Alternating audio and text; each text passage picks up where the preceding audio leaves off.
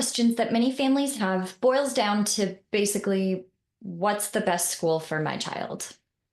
For families with twice exceptional children, that question has even more resonance.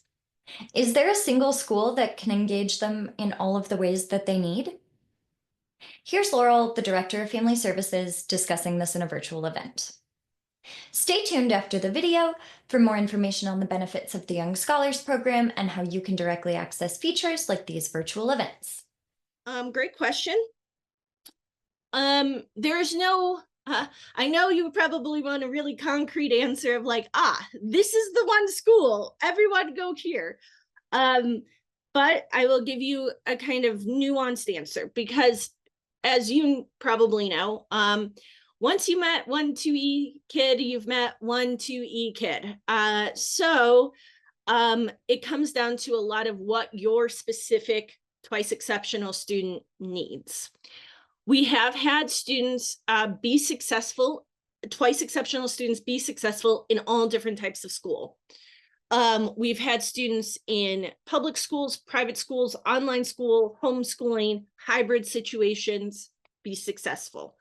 Some things that we typically look for when we're evaluating schools for twice exceptional students, in addition to being open and flexible, which is something that we look for many students, we look for strength-based approaches. So many schools, when they're thinking about supporting a twice exceptional student, often focus on areas of challenge kind of exclusively.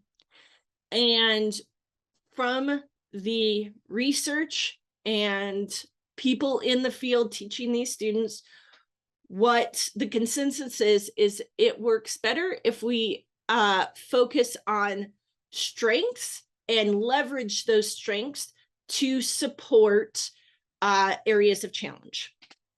So what this might look like in a classroom, for example, let's say your student has trouble with writing. And that might look like a variety of ways, because we have students that struggle with like fine motor skills, so the actual handwriting. We have students that struggle to translate everything that's going on to their brain onto the page. We have students that struggle with the writing process itself, so things like task initiation, planning out writing. So again, this could be a variety of things, but let's say that's an area of challenge. In a deficit-based model, we would focus exclusively on like writing skills in this situation. In a strength-based situation, we might look at, okay, we know that this student has this area of challenge, but they have a real strength in talking. They can talk ad nauseum about lots and lots of things. They're very, let's say, very active student. They have a loud voice. So like all of these things could be viewed as like challenges, but we're actually looking at this like this is something this student's really capable of doing. So rather than focusing all of our writing skills on the page, let's bring in some of those things into learning how to do public speaking. And maybe the student doesn't do all the papers that all the other students does, but replaces some of those with presentations. And we learn about like planning and organizing and stuff through public speaking, this area where the student is already really strong, give them an opportunity to shine in this direction.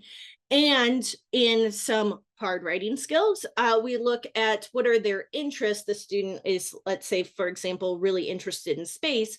Let's make a lot of writing about space so we have that interest to propel us through challenge. So in doing this kind of strength-based work, we tend to find that students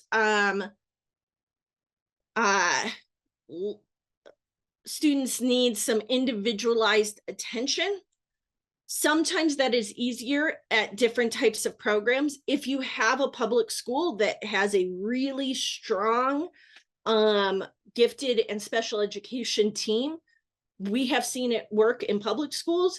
At private schools, again, if they have a bunch of knowledge about giftedness, about learning differences, then again, we can see that work. We can also see this work in online classes and in homeschooling, where you can receive some individualized attention. Strength-based models. Thank you for watching. Check out our Davidson Gifted blog post on this topic, linked in the description below. The Davidson Young Scholars Program provides our members with opportunities to connect, engage, and access a range of family services to support them on their profoundly gifted or twice exceptional path. Want to learn more? We host application Q&As for families to learn more about our program, testing requirements, and the application. Visit our website, davidsongifted.org, to find the next available Q&A on the upcoming events tab. Don't forget to like, subscribe, and share your thoughts in the comments.